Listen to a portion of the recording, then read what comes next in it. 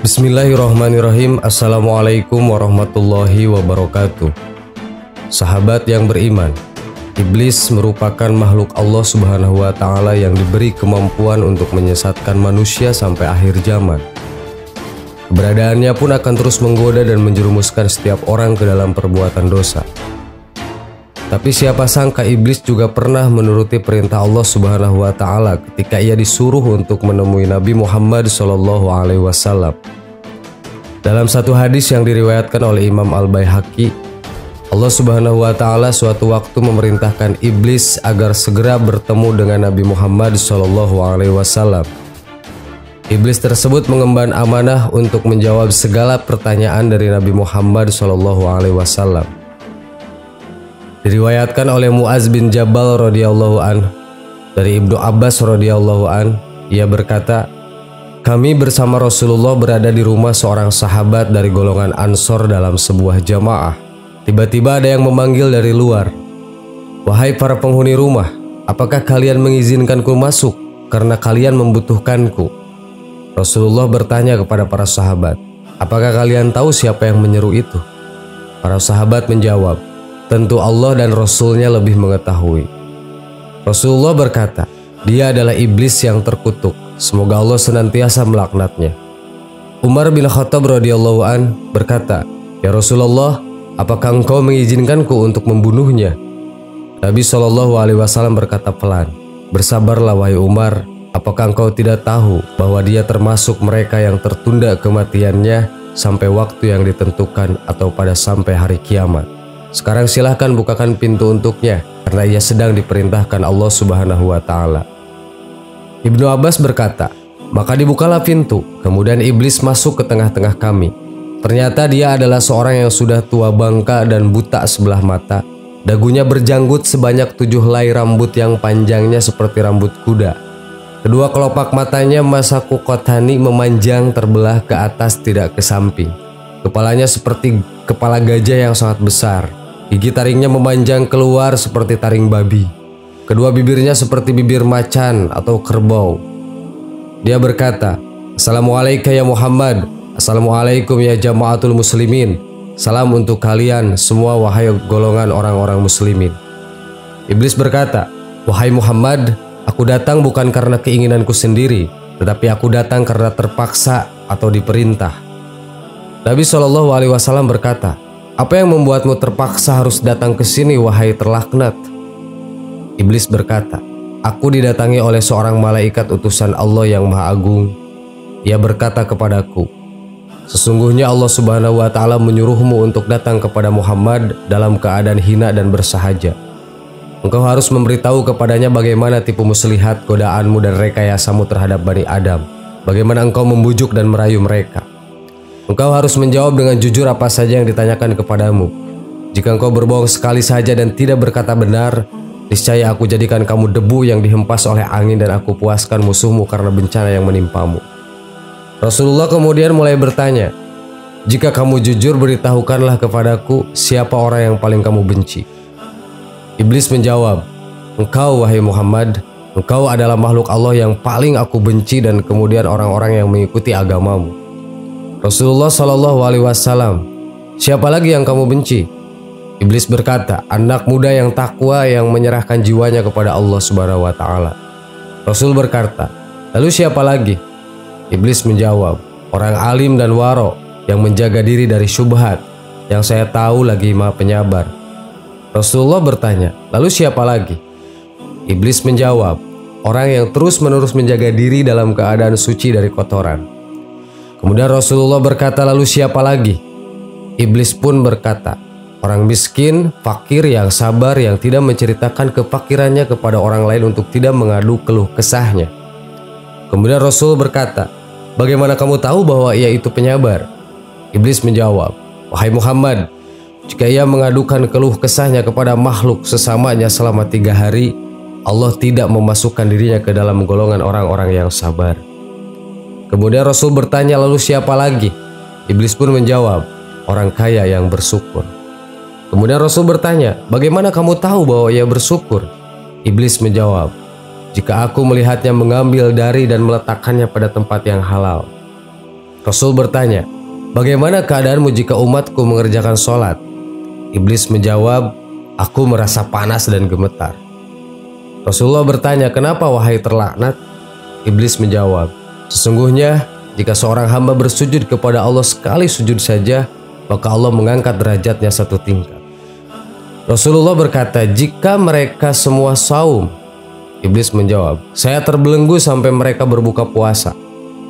Kemudian Rasul bertanya, "Jika mereka menunaikan haji?" Iblis menjawab, "Saya menjadi gila." Kemudian Rasul bertanya lagi, "Jika mereka membaca Al-Quran?"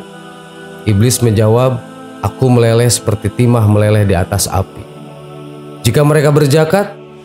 Seakan-akan orang yang berzakat itu mengambil gergaji atau kapak dan memotong menjekku menjadi dua.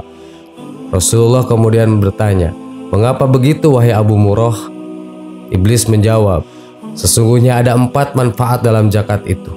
Pertama, Allah menurunkan berkah atas hartanya. Kedua, menjadikan orang yang berzakat disenangi makhluknya yang lain. Ketiga, menjadikan zakatnya sebagai penghalang antara dirinya dengan api neraka.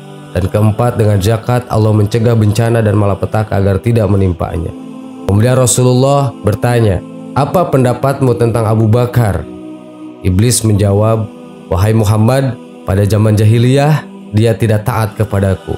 Bagaimana mungkin dia akan mentaatiku pada masa Islam?"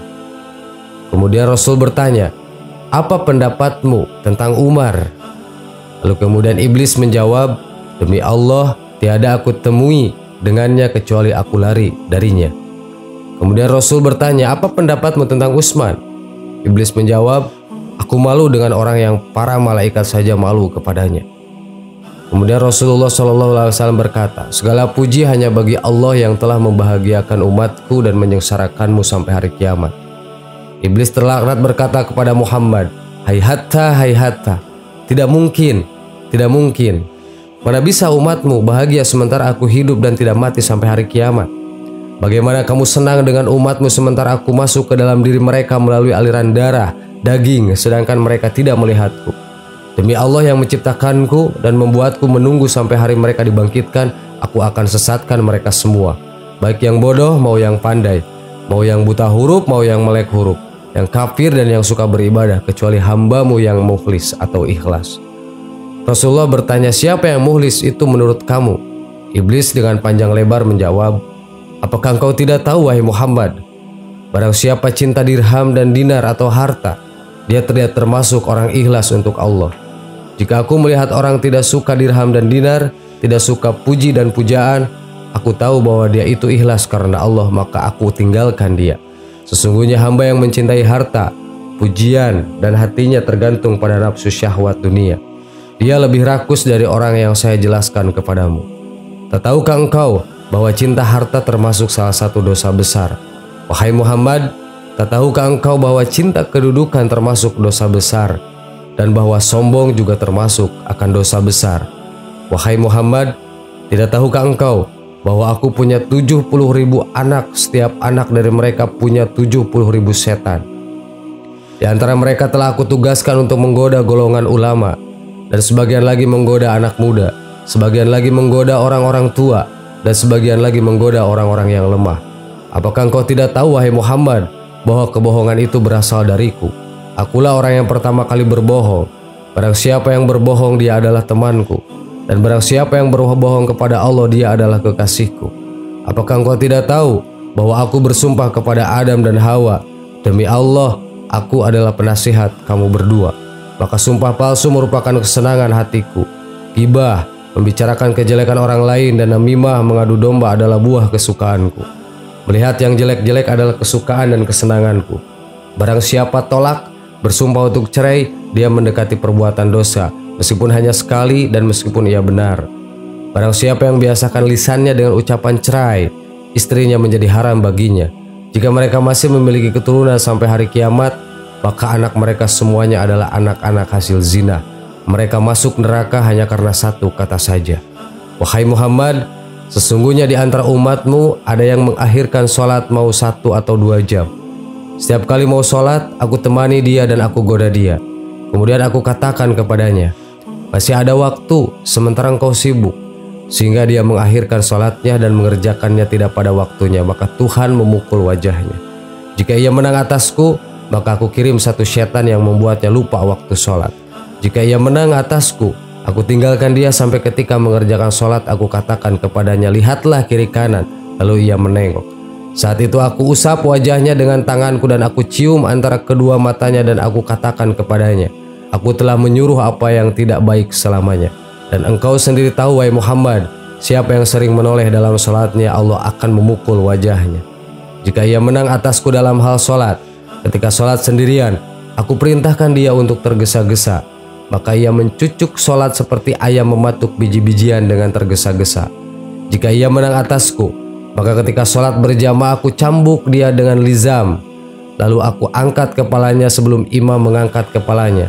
Aku letakkan ia hingga mendahului imam. Kamu tahu bahwa siapa yang melakukan itu, batallah sholatnya, dan Allah mengganti kepalanya dengan kepala keledai pada hari kiamat nanti. Jika ia masih menang atasku, aku perintahkan dia untuk mengacungkan jari-jarinya ketika sholat, sehingga dia mensucikan aku ketika ia sholat. Jika ia masih menang, aku tiup hidungnya sampai dia menguap. Jika ia tidak menaruh tangan di mulutnya, setan masuk ke dalam perutnya. Dengan begitu ia bertambah rakus di dunia dan cinta dunia. Dia menjadi pendengar kami yang setia. Bagaimana umatmu bahagia, sementara aku menyuruh orang miskin untuk meninggalkan sholat. Aku katakan kepadanya, sholat tidak wajib atasmu. Sholat hanya diwajibkan atas orang-orang yang mendapatkan nikmat dari Allah. Aku katakan kepada orang yang sakit, tinggalkanlah sholat, sebab ia tidak wajib atasmu. Sholat hanya wajib atas orang yang sehat, karena Allah berkata, tidak ada halangan bagi orang buta, tidak ada pula bagi orang yang pincang, tidak pula bagi orang sakit. Demikianlah Allah menjelaskan ayat-ayatnya bagimu agar kamu memahaminya. Quran surat ke-24 ayat 61. Tidak ada dosa bagi orang yang sakit. Jika kamu sembuh, kamu harus sholat yang diwajibkan sampai dia mati dalam keadaan kafir. Jika dia mati dan meninggalkan sholat ketika sakit, ia bertemu Tuhan dan Tuhan marah kepadanya. Nabi berkata, wahai terlaknat, siapa teman dudukmu? Iblis berkata, pemakan riba. Lalu kemudian Nabi bertanya, siapa teman kepercayaanmu? Iblis menjawab, pezina. Lalu kemudian Nabi bertanya, siapa teman tidurmu? Iblis menjawab, orang yang mabuk. Lalu kemudian Nabi bertanya, siapa tamumu? Iblis menjawab, pencuri. Nabi bertanya, siapa utusanmu? Iblis menjawab, tukang sihir. Lalu kemudian Nabi bertanya, apa kesukaanmu? Iblis pun menjawab, orang yang bersumpah cerai. Lalu kemudian Nabi bertanya, siapa kekasihmu? Iblis menjawab, orang yang meninggalkan sholat Jumat. Lalu kemudian Nabi bertanya, wahai terlaknat, siapa yang memotong punggungmu? Iblis menjawab, ringkikan kuda untuk berperang di jalan Allah. Lalu kemudian Nabi bertanya, apa yang melelehkan badanmu? Iblis menjawab, taubatnya orang yang bertaubat. Lalu kemudian Nabi bertanya, apa yang menggosongkan atau membuatmu panas? Lalu iblis menjawab, istighfar yang banyak kepada Allah siang dan malam. Lalu kemudian Nabi Muhammad bertanya, apa yang memuramkan wajahmu? Lalu kemudian iblis menjawab, zakat secara sembunyi-sembunyi. Lalu kemudian Nabi bertanya, apa yang membutakan matamu? Iblis menjawab, sholat di waktu sahur. Terus kemudian Nabi bertanya, apa yang memukul kepalamu? Iblis menjawab, memperbanyak sholat berjamaah. Lalu Nabi bertanya, siapa yang paling bisa membahagiakanmu? Iblis menjawab, orang yang sengaja meninggalkan sholat. Nabi bertanya, siapa yang paling sengsara menurutmu? Iblis menjawab, orang kikir dan pelit. Lalu kemudian Nabi bertanya, siapa yang paling menyita pekerjaanmu atau menyibukkanmu? Iblis menjawab, majelis-majelis ulama. Lalu kemudian Nabi bertanya, bagaimana kamu makan? Iblis menjawab, dengan tangan kiriku dan dengan jari-jariku. Nabi bertanya, di mana kamu lindungkan anak-anakmu ketika panas? Iblis menjawab, di balik kuku-kuku manusia. Setiap harta yang tidak dikeluarkan zakatnya, maka saya ikut memakannya. Saya juga ikut makan makanan yang bercampur riba dan haram, serta segala harta yang tidak dimohonkan perlindungan kepada Allah dari setan yang terkutuk. Setiap orang yang tidak memohon perlindungan kepada Allah dari setan ketika bersetubuh dengan istrinya, maka setan akan ikut bersetubuh, akhirnya melahirkan anak yang mendengar dan taat kepadaku. Begitu pula orang yang naik kendaraan dengan maksud mencari penghasilan yang tidak dihalalkan, maka saya adalah temannya. Saya memohon kepadanya agar saya punya rumah, maka rumahku adalah kamar mandi. Saya memohon agar saya punya masjid, akhirnya pasar menjadi masjidku. Aku memohon agar saya punya Al-Quran, maka syair adalah Al-Quranku. Saya mohon agar punya azan, maka trompet adalah panggilan azanku. Saya memohon agar punya tempat tidur, maka orang-orang mabuk adalah tempat tidurku. Saya memohon agar punya teman-teman yang menolongku, maka kelompok Al-Qadariyah menjadi teman-teman yang membantuku. Dan saya memohon agar saya memiliki teman dekat, maka orang-orang yang menginfakkan harta kekayaannya untuk kemaksiatan adalah teman dekatku. Ia kemudian membaca ayat, sesungguhnya pemboros-pemboros itu adalah saudara-saudara setan, dan setan itu adalah sangat ingkar kepadanya. Rasulullah berkata, andai kata tidak setiap apa yang kau ucapkan didukung oleh ayat-ayat dari kitabullah, tentu aku tidak akan membenarkanmu.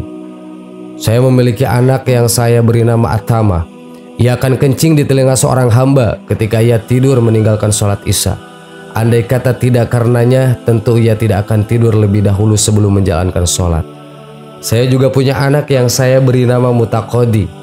Apabila ada seorang hamba melakukan ketaatan ibadah dengan rahasia dan ingin menutupinya, maka anak saya tersebut senantiasa membatalkannya dan dipamerkannya di tengah-tengah manusia sehingga semua manusia tahu. Akhirnya Allah membatalkan 99 dari 100 pahalanya sehingga yang tersisa hanya 1 pahala. Sebab setiap ketaatan yang dilakukan secara rahasia akan diberi 100 pahala. Saya punya anak lagi yang bernama Kuhyal. Ia bertugas mengusapi celak mata semua orang yang sedang ada di majelis pengajian dan ketika khatib sedang memberikan khutbah, sehingga mereka terkantuk dan akhirnya tidur, tidak dapat mendengarkan apa yang dibicarakan para ulama. Bagi mereka yang tertidur tidak akan ditulis pahala sedikit pun untuk selamanya. Setiap kali ada perempuan keluar, pasti setan yang duduk di pinggulnya. Ada pula yang duduk di daging yang mengelilingi kukunya, di mana mereka akan menghiasi kepada orang-orang yang melihatnya. Kedua setan itu kemudian berkata kepadanya, keluarkan tanganmu. Akhirnya ia mengeluarkan tangannya. Kemudian kukunya tampak lalu kelihatan nodanya.